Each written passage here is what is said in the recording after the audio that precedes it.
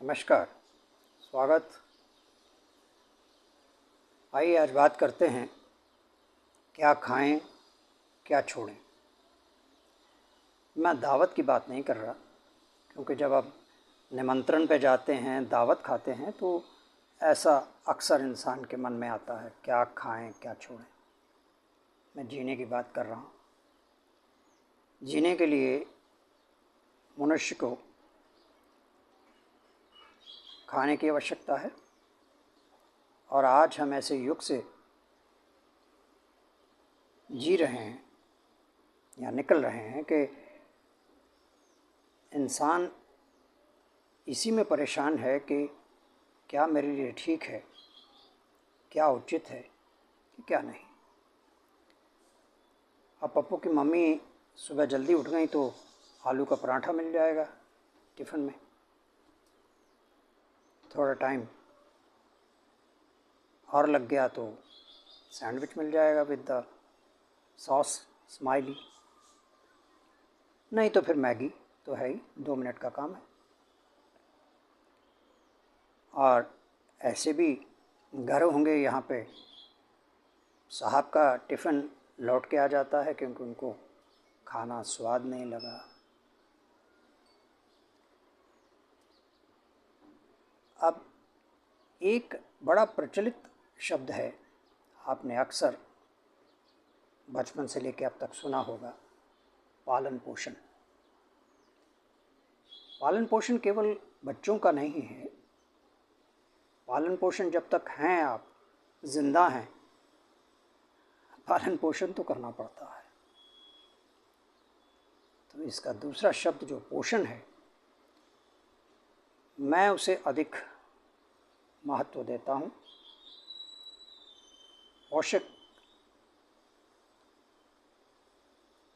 शब्द बना पौष्टिकता से,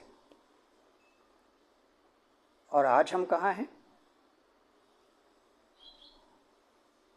जीभा के स्वाद के लिए। आज मूड नहीं है, आज पाव भाजी खाई जाएगी, आज पिज़्ज़ा खाया जाएगा, आज बर्गर खाया जाएगा, आज बाज़ार से या स्विगी से मंगा के ये मेनू आज ट्राई करते हैं। अच्छी बात है, लेकिन हमारा ध्यान कहाँ केंद्रित है? हम किसको ज़्यादा महत्व दे रहे हैं?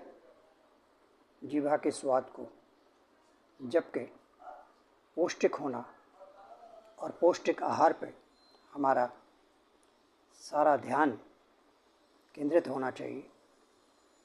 क्यों कि शरीर जो है ये भी एक मशीन है,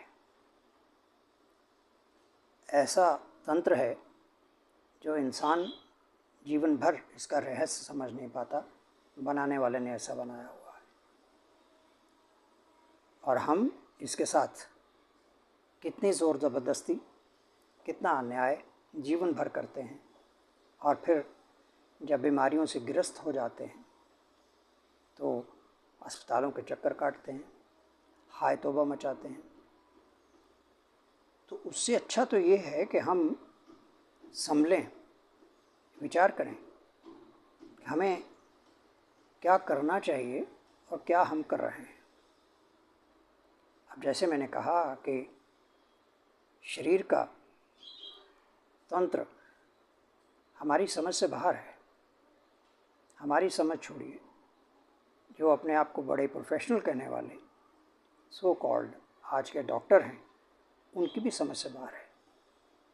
क्यों कि आपको ये अक्सर अनुभव होता होगा कि आप किसी डॉक्टर के पास जाते हैं तो आपको लंबे से टेस्ट पहले ही प्रिस्क्राइब कर देता है, टेस्ट करवा के लाइए, उसके बाद बताएंगे या देखेंगे कि आपको प्रॉब्लम है कहाँ पे। और वो भी एक ज़माना था, आज भी है, पुराना युग आज भी है गांव देहात में, कि नब्ज़ देख के गांव के हकीम वैद्य आपको भला चंगा कर दिया करते थे। और ये इतने टेस्ट होने के बाद भी किसी निष्कर्ष पर नहीं पहुंच पाते। कहने का अर्थ ये है कि ऐसा तंत्र है कि जिसकी देखभाल करना अनिवार्य है।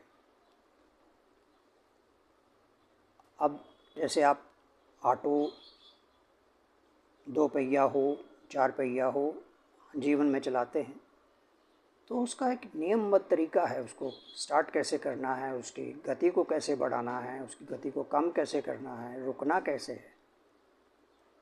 तो हम उससे परे हट के तो उसको नहीं चला सकते ना। वो तो उसी तरह चलेगा जो उसका तरीका बना हुआ उसको चलाने का। तो अपने साथ इतना अन्याय क्यों? अब बात आती है, मैं अभी एक स्टडी पढ़ रहा था कि उसमें बताया गया कि सबसे ज़्यादा शाकाहारी लोग कहाँ रहते हैं।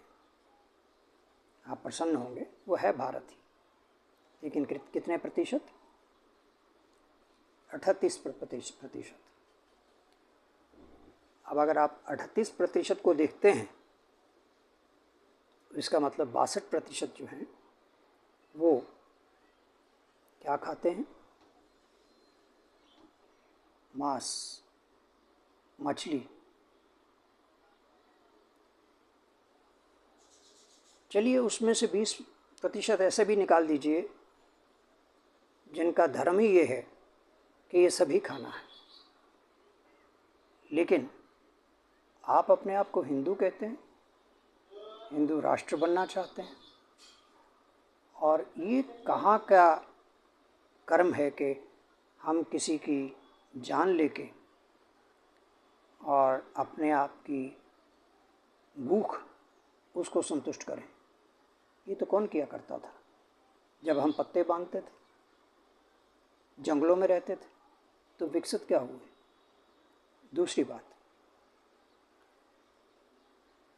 जानवर हैं, वो आपकी भाषा नहीं जानते, लेकिन अपनी पीड़ा तो वो आँखों से व्यक्त करते हैं जब आप उन्हें मारने जाते हैं या किसी द्वारा मरवाते हैं।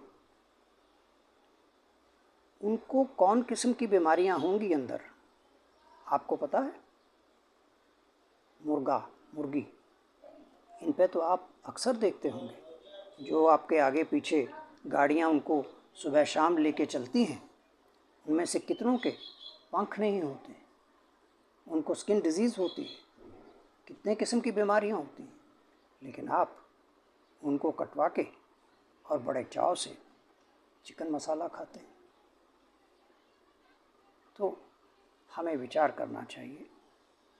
दूसरी सबसे अहम बात यह है कि आप जानवर भी देख लीजिए, कुत्ता है, शेर है, चीता है, भालू है, इन सब के दांत देख लीजिए, क्या आप किसे मिलते हैं? क्या परमात्मा ने, भगवान ने आपको ऐसे दांत दिए हुए हैं? तो आप इन सब चीज़ों में क्यों पड़े हैं? अपना ध्यान रखना, अपने आप को स्वस्थ रखना, ये अनिवार्य है।